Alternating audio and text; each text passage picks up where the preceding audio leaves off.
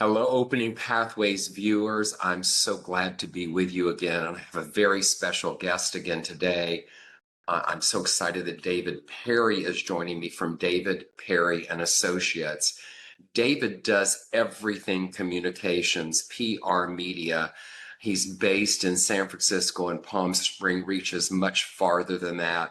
And in full disclosure, I'm one of his clients, and I'm so happy that I am. We work so well together, and it's been such a great experience. David, welcome to Opening Pathways. Well, as I do all my interviews, I start with ahoy. So thank you very much. And, to paraphrase John F. Kennedy after Marilyn Monroe sang him happy birthday, I can retire now after that introduction. So thank you. I love it. I love it. So, well, welcome. I'm going to jump right in. I want to start at the beginning. I want to know what sparked your first idea to start David Perry and Associates. Well, quite honestly, it was my mother, or, being a good Southern boy, as you know, my mama. And my mother was an operator on a switchboard back in the 1930s. She started at age 16. She was actually on the switchboard the night of the famous Orson Welles War of the Worlds broadcast in 1938. And she said all of a sudden the switchboard lit up. People thought the Nazis or Martians were invading. And when I was a little boy, I would go down and visit her at C&P Telephone, Chesapeake and Potomac Telephone in Richmond, Virginia. And they no longer use those old-fashioned switchboards where you plug stuff in. But I would sit at that switchboard and play. And I would meet all of my mother's friends, most of them women. And I learned at an early age two things. One, that as my grandmother used to say, the magic words are please and thank you. And that's how you open any communications. And I was fascinated by the whole world of communications. My mother at one point, I later found out after she died, was sent to the White House to install PBX systems that would survive a nuclear attack. So I just lived and breathed my mother's life in communications. So when I got old enough to start my own business, my degree had been in theater and voice, but I soon realized I was better backstage than on stage. And it just seemed a natural fit. So that's how I started my own business. My goodness, now almost 40 years ago. I love this. And viewers, you're going to find that David and I have a few things in common. We're both Southern boys. And my mother also worked switchboard, but for Bell South, plugging those things in. In fact, I found it when I cleaned out the family home and donated it to the Beaches Historical Society because you won't see it again. Let's put it that way. So tell me, David, once you've been on this journey, when did it happen that you said to yourself, this is it. I know this is my path. Well, I'll tell you, two moments.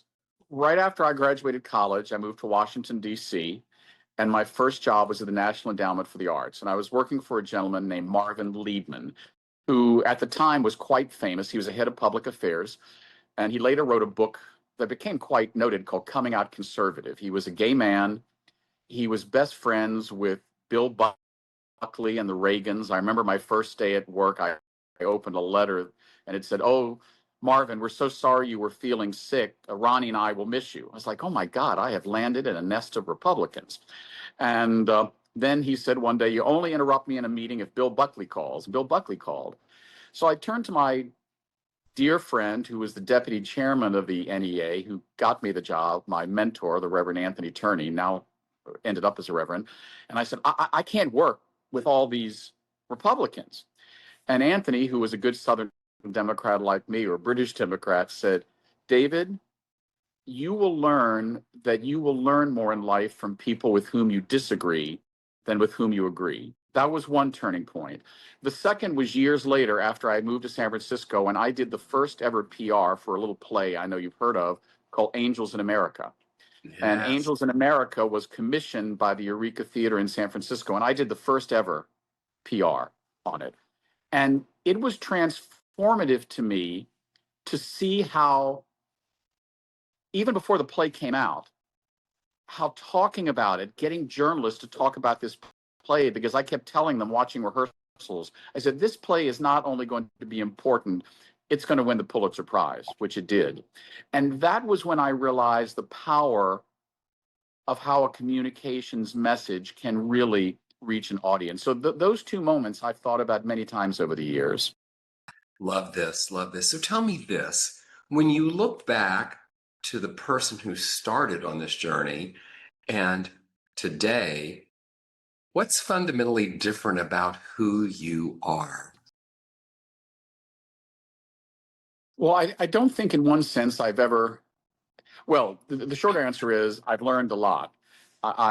My mother always said, work with people smarter than you, they make you look good. So I not only married someone smarter than me, he's done in business with me, my husband, Alfredo Casuso, 27 years, but working with people like Michael Michael and Andres Acosta and Dalia Nino and Beto Lopez, all the people over the years that I've worked with, I believe that if you work with people smarter than you, they make you look good. And I say that every day my job is to learn something. And when I do media trainings, I always tell people, do not be afraid to say, I don't know. Never lie to the press, never exaggerate, because it'll, first of all, it's immoral, but two, it'll come back to bite you in the hindquarters. So I think the thing that's made me, that I'm different from today is I've learned more. I if I had a tombstone, when I die, I hope it says, here lies David Perry. He tried to learn as much about as many things as he could. So I'm a proud generalist. I certainly have my passions and my interests and my hobbies, but I love just learning stuff. Every day I try to learn something new. There's another thing we have in common, David. I'm a lifelong learner. In fact, I know what will happen as I go to take my last breath. I will say, just a moment, I have a question. Um, Tell me this, please. What values have guided you from the start, and which one has deepened? The power of relationships. I have said this for decades. It's all about who you know. And I don't mean that in a selfish way, like, oh, I know Tom Lenoble, so he's going to help me. I mean that especially nowadays when AI seems to be all the rage and I can reach more people with my thumb on my iPhone than all the NASA technicians could when the moonshot was launched when you and I were younger, it becomes more and more important to build relationships. I remember I asked Alfredo about 6, 7 years ago, I said, God, media has changed so much. I mean, are people still going to need public relations people? And he said, yes, more than ever, because the commodity we have, is the ability to build and foster relationships. I think that is absolutely key. There are people sometimes that I haven't spoken to in years that have been on my press list or whatnot. I keep track of them. I have a to-do list. I've had one since I was 15. I have what I call my Rolodex. It's a file maker computer file, and on it are over 15,000 records. And literally, without exaggeration, I have entered all of those. And every time I have a conversation, like including this today, I'll put a little note in, spoke to Tom Lenoble May 28th. So let's say I don't speak to Tom again for several months or a year, but I feel like I have a client that might be good for Tom to talk to. I'll go back and I'll say, oh, you know what? The last time I spoke to Tom was May 29th, 2026.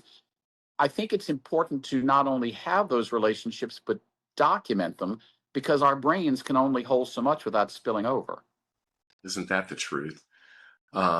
It's so true about these relationships. I think it's one thing among others that AI will never replace is so creativity, our ability to lead and build relationships. Although sometimes I think that when I use AI, it has a relationship with me because every now and then I yell at it and I don't use it for much except a little research. But when it doesn't do what I want, I speak to it like I speak to no one else. It cracks me up sometimes. So tell me this, David, where did life ask you to slow down recently and what did you hear?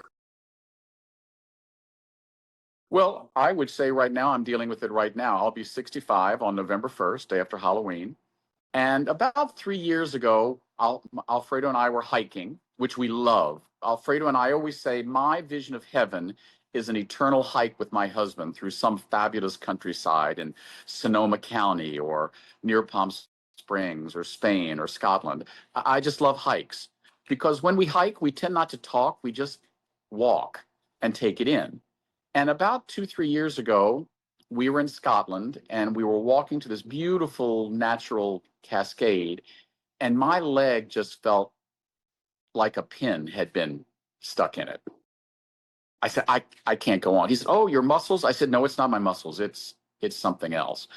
So then it went away. I said, it's the weather. It's, the wet Scottish Highlands, but it would come back. So finally I went to the doctor, had it x-rayed, and they said, you have severe arthritis.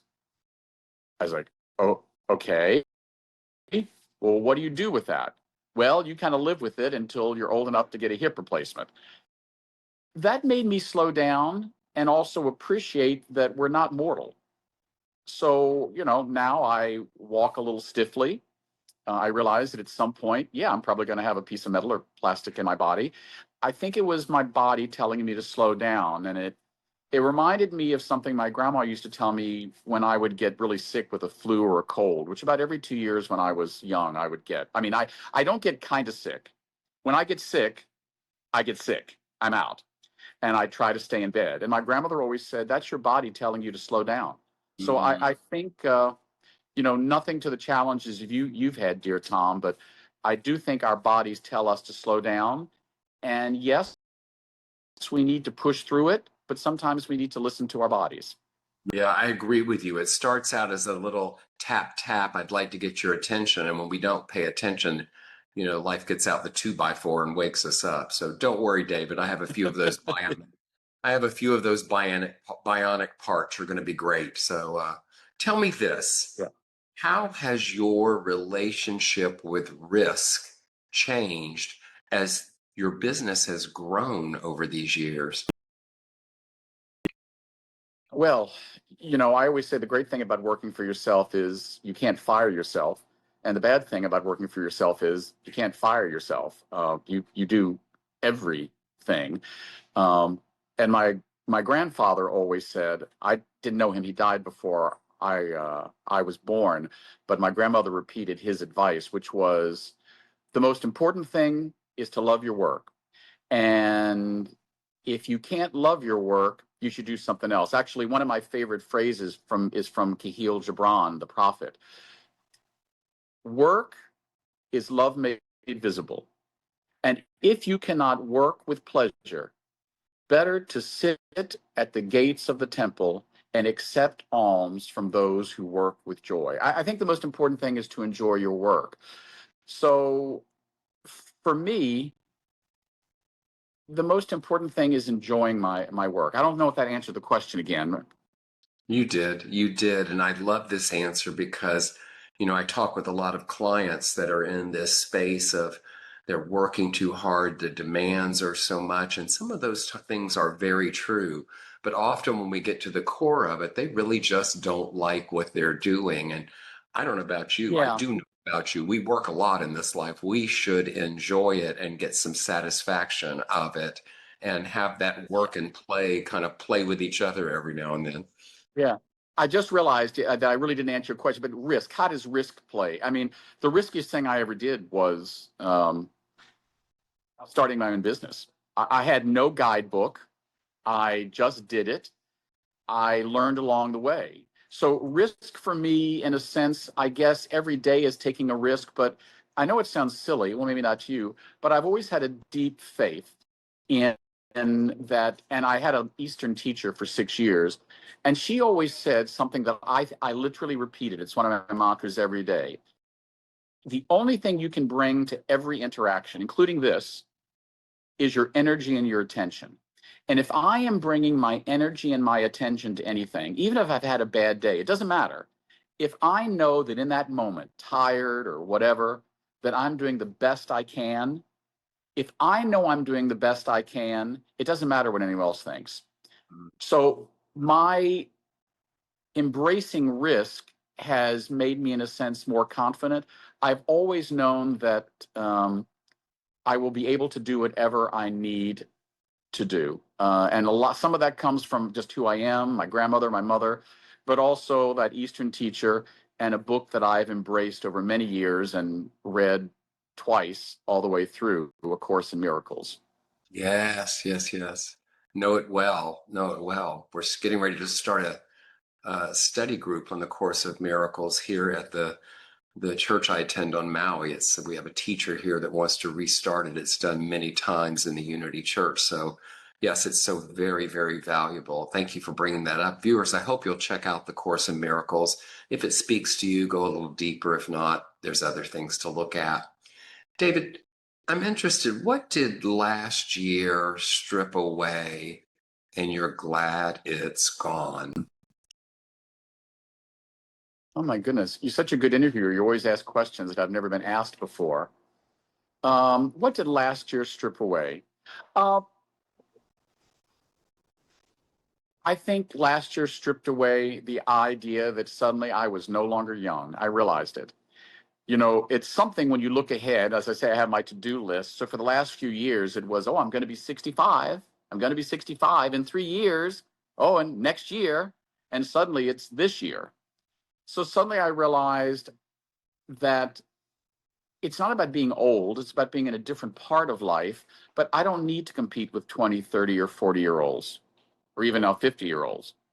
Um, I do numerous media trainings. I'm doing one next week for the San Francisco Chamber of Commerce, on whose board I sit. I'm doing one in a few weeks for Fisherman's Wharf. And I always start now by saying, I may not know what I'm doing, but I have been doing it for 40 years. So I think what last year stripped away from me was the realization that not only am I not 20, 30, 40, or 50 anymore, I don't need to be. I'm perfectly fine, not stopping yet, but also I realized that there is something to wisdom. Yes. Yeah, wisdom in life, it's sort of true. Once we gain it, we realize there's not a whole lot of time left to use it, right? Yeah. But I think that's part of life is collecting this wisdom all along. And I'm a believer as we collect it, it's important to share it. So I'm interested in knowing, how do you recognize when fear is just information versus a stop sign? Oh, well, another one of my favorite phrases, a book you may be familiar with, Conversations with God. And I think absolutely my favorite phrase from that book is anger is fear announced. So whenever I feel angry or I see someone else angry, I don't always succeed, but I try, Master Yoda, I try to realize that anger means I'm afraid of something. So I try never to say I'm afraid of something. I try to recognize that fear is a warning sign. It's one of those little light posts. You know, what is this fear coming from? And I think even more important than recognizing fear in ourselves is recognizing fear in other people, because a Buddha would have said there are only two things: fear or love. And when I see people who are angry and fearful, even people without naming names in our current political environment who seem very angry, I really have to ask myself, what are they afraid of?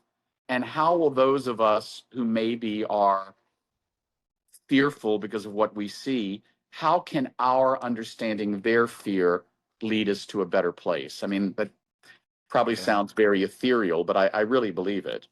Yes, I like it. Tell me this. What impact are you most proud of? Not professionally, not publicly, but personally. Well, I'm not exaggerating. I mean, meeting Alfredo. I mean, I rise every day and say loving Alfredo it's not my job. It's my. I remember when I first met him, that phrase is used so much. Soulmate is overused, but I knew who he was. We knew who each other were. The proudest thing I've ever done is meeting Alfredo. Um, Other than that, I would say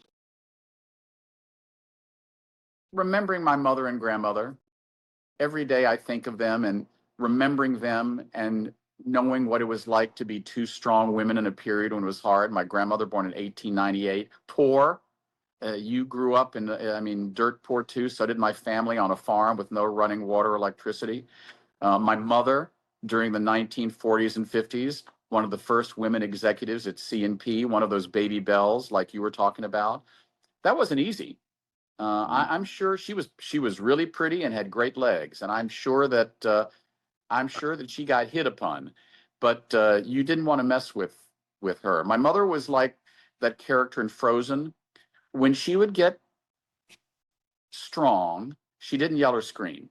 Oh no, she would just get very quiet, and she would say, "David Eugene," and you knew, oh Lord, I'm in trouble.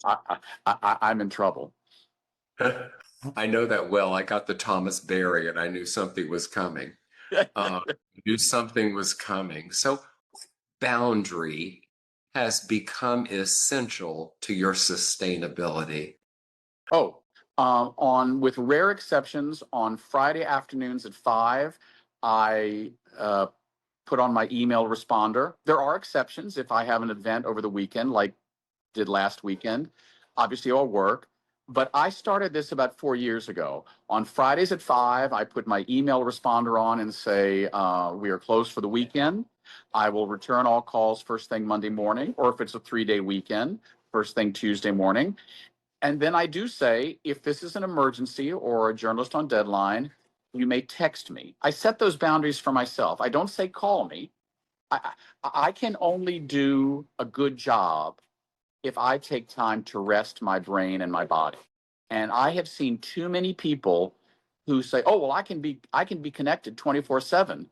I was like, "Well, yeah, but that's not necessarily a good thing."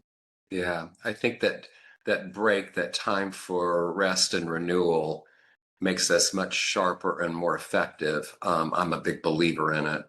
Mine is a few years ago, some years ago now, I was on a trip in Europe and my phone kept going off and I looked at it and so I put it on um, mute silence. So I didn't hear the beeps and the rings and buzzers. And I remembered I forgot to put it back on. And a couple of days later, I kept thinking to myself, what's new? What's changed? And I realized how much calmer I was, Yes. how much more I enjoyed just getting through the day and doing what I was doing. Do you know that I don't turn it on anymore? And occasionally, if I'm expecting a really important call, otherwise, it can wait. I don't need to hear Totally. all that. That is so funny you say that. My phone it's on mute. And I have a habit, which I started years ago. If someone calls me, I know if it's important, they'll leave me a voicemail message. And if it's legitimate, I instantly add an image to it, whether or not it's their picture or not.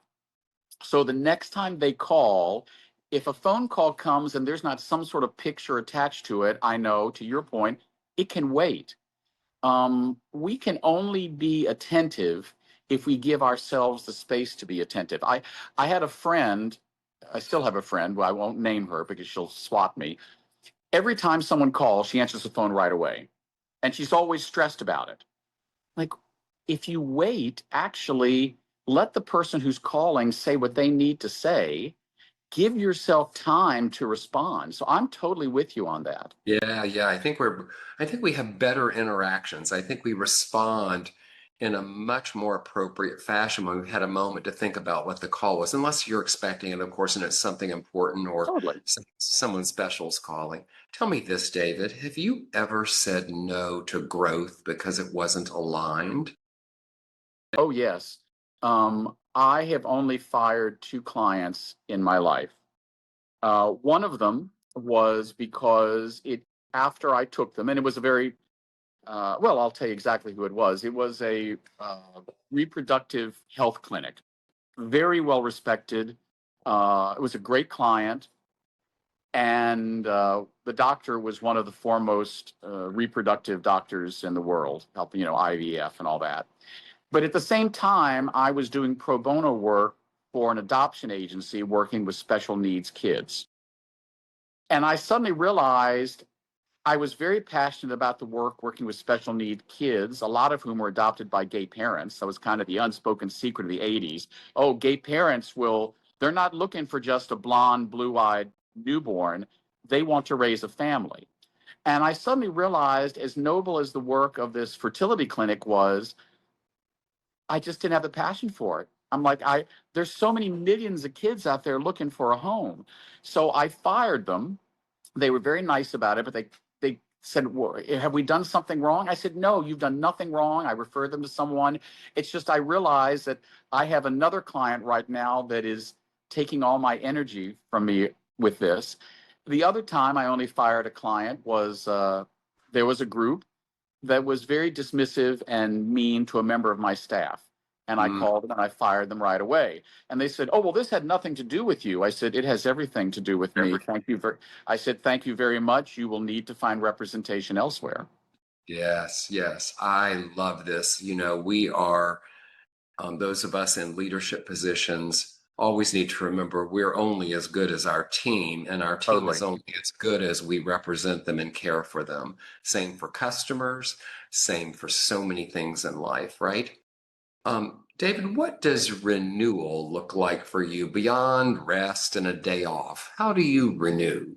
Oh, goodness. Well, my favorite thing in the world, besides just being at home watching old murder mysteries or reading with Alfredo or hiking, I love a spa. And by a spa, I don't mean massage or anything. I've never been big on massage, but give me an hour and a half or 2 hours in a steam room with cucumbers on my eyes.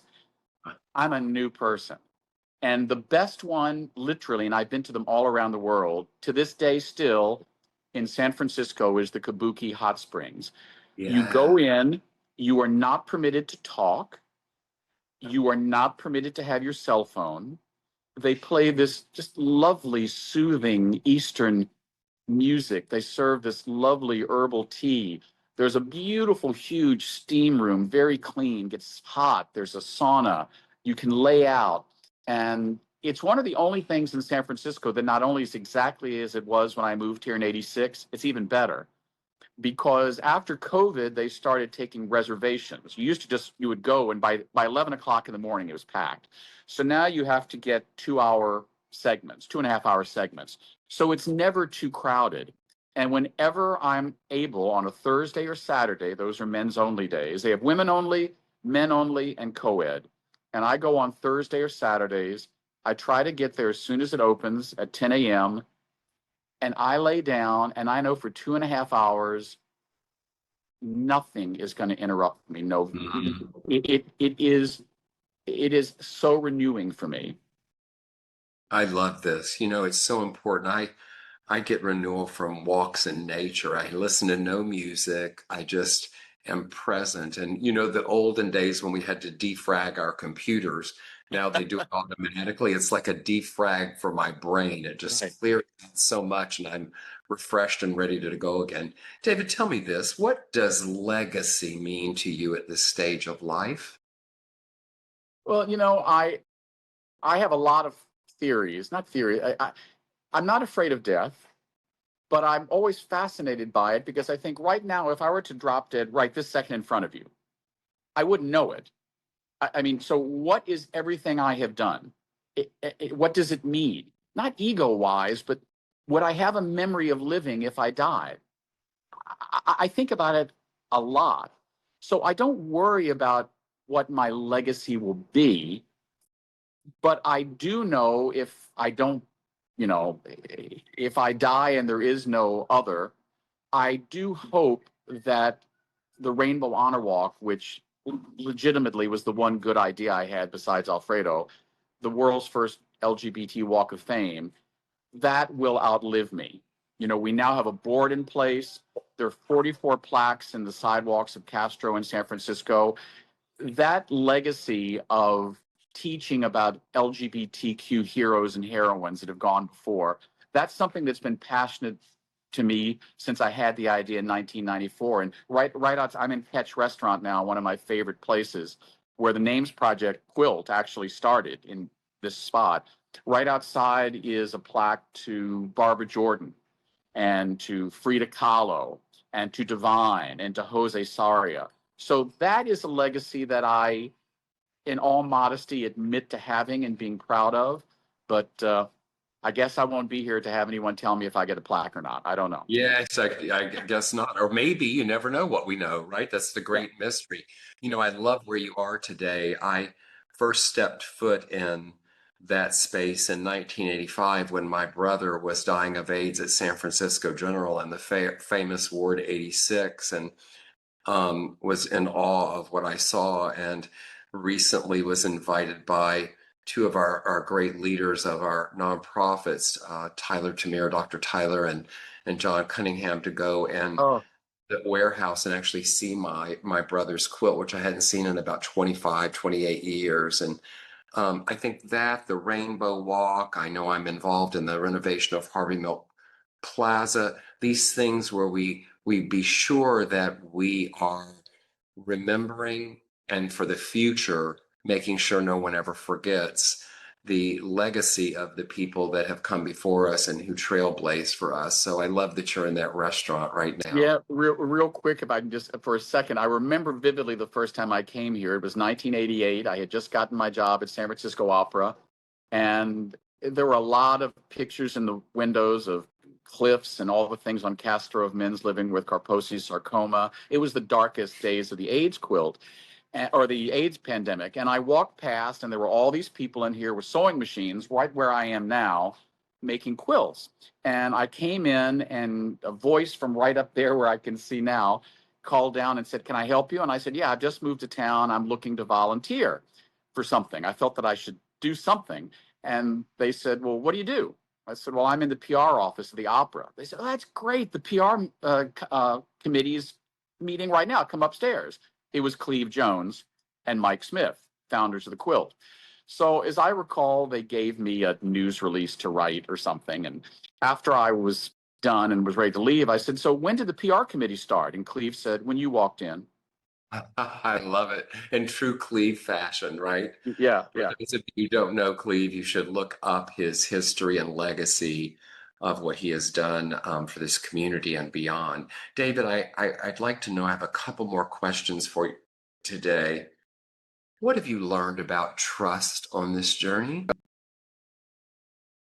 Well, again, to reference my teacher from the 90s, he's Sana Ma, also from Florida, Sana Ma, Hindu based. She said once during a lesson, she was talking about trust and surrender and judgment. And I said, "What's the difference between trust and surrender?" She said, "There's the same thing. If you trust, you have to surrender. Surrender to the moment. Surrender that, oh my God, this bad thing happened or this bad thing is happening. What am I going to do?" Just trust, as the Course in Miracles says, that you will find a way forward if you listen. Again, my grandmother's advice: the Lord gave you two ears and one mouth, so he must have meant for you to listen twice as much as he meant for you to talk. And I'm a talker, obviously. So I think trust for me is when a challenge happens, trusting that a solution will come. And it may not be a happy solution. I don't think I need to tell you that, but that you have to trust that the solution will come. Yes, yes, it will. So, David, I have one final question before we close today. If a very, very, very young David were watching this podcast, what would you tell him? I would say learn not to worry. I used to worry. And my grandmother always said, "Worry is like a rocking chair. It gives you something to do, but it gets you no place."